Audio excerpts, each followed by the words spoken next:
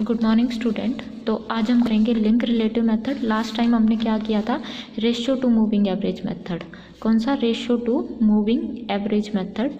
अगर उसमें कोई भी डाउट है तो मेरे को क्लास में बताना, मैं वो आपको क्लियर करा दूंगी। ठीक है, आज करेंगे link relative method. Link relative method हमें क्या बताया, हमने उसमें भी पढ़ा था प्रीवियस यूनिट में, हमारी जो फर्स्ट यूनिट थी, कि लिंक रिलेटिव मेथड क्या होता है कि हम करंट ईयर को प्रीवियस ईयर के साथ कंपेयर करके उसकी क्या निकालते हैं, परसेंटेज निकालते हैं। मतलब current year value divide by preceding year value into 100, तो ये क्या आ जाएगी, उसका लिंक रिलेटिव आ जाता है। This method is also known as Pearson's method. इसको पियर्सन्स मेथड भी बोलते हैं। Is based on averaging the link relative. ये किसके ऊपर बेस्ड है कि हम जो पहले तो क्या करेंगे, लिंक रिलेटिव निकालेंगे और उसको क्या कर देंगे, उनकी एक एवरेज निकाल लेंगे। Link relative is the value of one season expressed as a percentage of the value of the preceding season.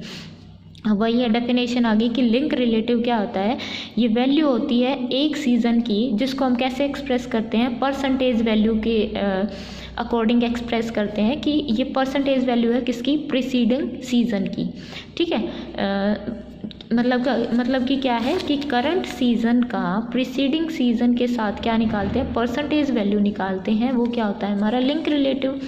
अब here the word season refer to the time period. Season का मतलब है टाइम पीरियड। टाइम पीरियड हमारा कुछ भी हो सकता है, मंथली भी हो सकता है, क्वार्टरली भी हो सकता है, ईयरली भी हो सकता है।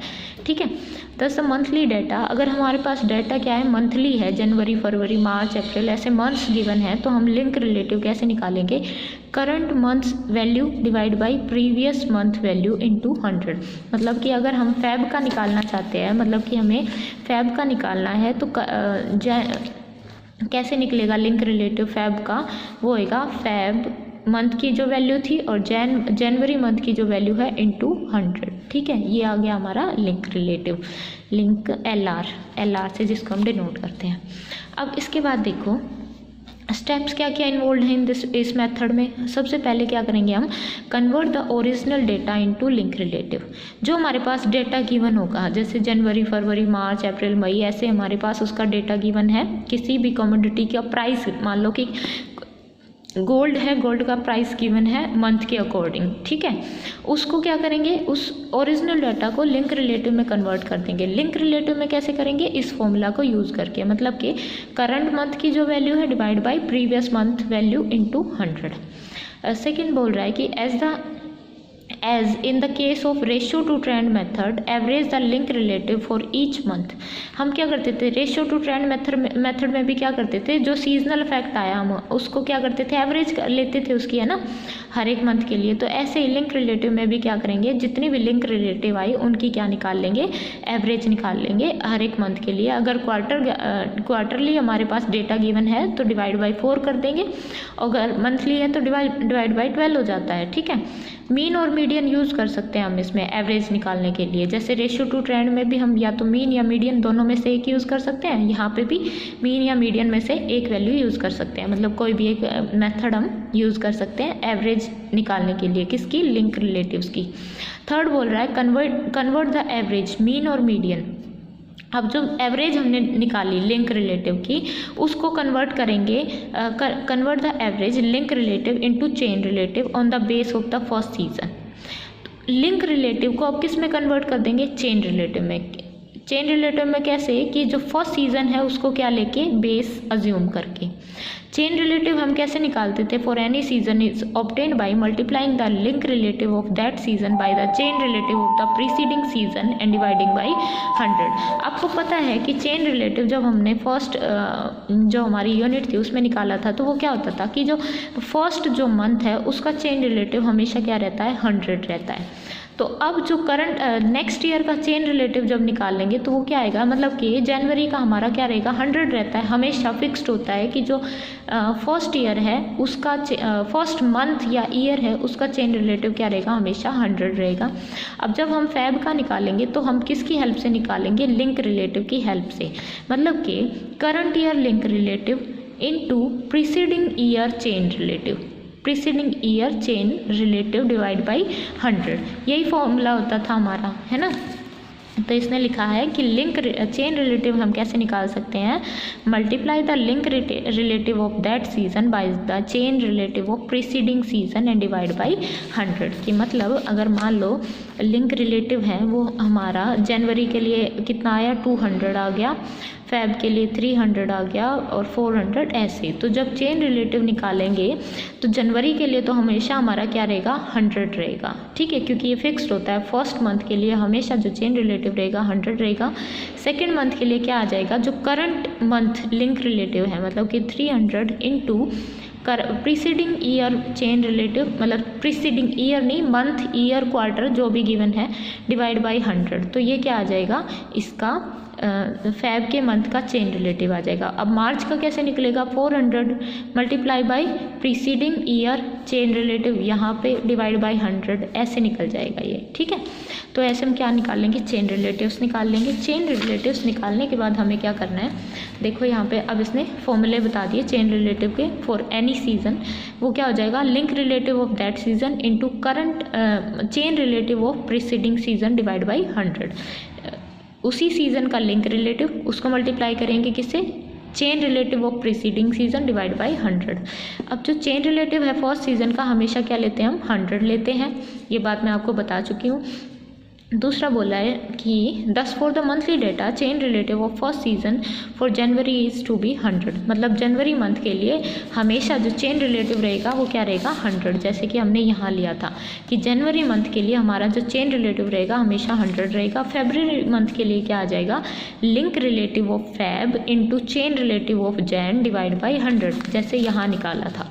लिंक रिलेटिव ऑफ फेब ये था हमारा जनवरी, ये था हमारा फेब, ये था मार्च।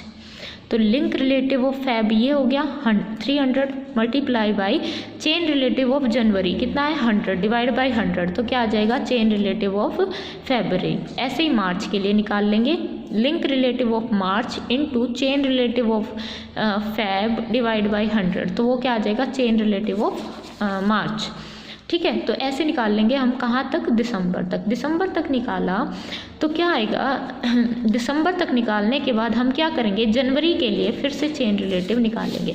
मान लो कि हमने दिसंबर के लिए निकाला चेन रिलेटिव ऑफ दिसंबर, क्या आएगा link relative of December into chain relative of November divide by 100। तो जो चेन रिलेटिव आया किसका, दिसंबर का, उसको यूज़ करके हम चेन रिलेटिव निकालेंगे किसका, जनवरी का। वो कैसे निकलेगा, लिंक रिलेटिव ऑफ क्या January into chain relative of December divide by 100। ठीक है, अब क्या बोल रहा है कि जो हमारा चेन रिलेटिव है जनवरी का वो कितना आना चाहिए, 100 आना चाहिए। बट अगर मान लो कि इस फॉर्मूले को यूज़ करके, मतलब जब हम चेन रिलेटिव यूज़ करते हैं किसका, दिसंबर का, अगर वो 100 नहीं आता है, नॉट इक्वल टू 100 आता है, तो हम क्या यूज़ करेंगे, एक करेक्शन फैक्टर यूज़ करेंगे। जैसे हमने रेशियो टू मूविंग में क्या किया था, अगर हमारा सीजनल इंडिसेस 1200 नहीं आता है, किसके लिए, जब हम मंथली डेटा लेते हैं, क्वार्टरली लेते हैं तो 400 आना चाहिए था। अगर वो नहीं आता तो हम करेक्शन फैक्टर निकालते थे, है ना। तो इसमें भी हम क्या निकालेंगे, करेक्शन फैक्टर निकालेंगे। तो वो करेक्शन फैक्टर देखो कैसे निकलता है, ये लिखा है इसने कि यूजुअली अगर हमारा 100 नहीं आता ड्यू टू ट्रेंड की वजह से, तो हम उसको एडजस्ट करते हैं चेन रिलेटिव को फॉर द ट्रेंड। एडजस्टमेंट कैसे करेंगे, this adjustment is done by subtracting a correction factor from each chain relative if we write. अगर करेक्शन फैक्टर को हर एक चेन रिलेटिव से क्या करेंगे, सब्ट्रैक्ट कर देंगे, जैसे हमने उसमें किया था सीजनल में, है ना। तो यहाँ पे जो करेक्शन फैक्टर है वो क्या होगा, d equal to 1/12 into second new chain relative of 100। मतलब कि जो हमारा इसको यूज़ करके चेन रिलेटिव जनवरी का जब हमने निकाला था, करंट चेन रिलेटिव दिसंबर को यूज़ करके मान लो अगर वो आया था हमारा 120, ठीक है, वो आ गया था 120, और जनवरी का आना कितना चाहिए, हमारा 100 आना चाहिए, बट ट्रेंड की वजह से वो क्या आ गया, 120 आ गया। तो हम निकालेंगे करेक्शन फैक्टर d, वो क्या होगा 1/12। 12 कब, जब डाटा हमारा क्या हो, मंथली हो, और chain relative of this January, new जो चेन रिलेटिव आया वो कितना है 120, माइनस ओल्ड कितना होना चाहिए था 100, तो ये कितना आ जाएगा 20/12। तो ये करेक्शन फैक्टर आ जाएगा d। ठीक है, करेक्शन फैक्टर आ गया। अब इस करेक्शन फैक्टर को क्या करेंगे, जो चेन रिलेटिव आए हैं हमारे हर एक मंथ के लिए, मतलब कि चेन रिलेटिव जो आए हमारे January, Feb, March, April up to December तक, उसमें से क्या कर देंगे, सब्ट्रैक्ट कर देंगे।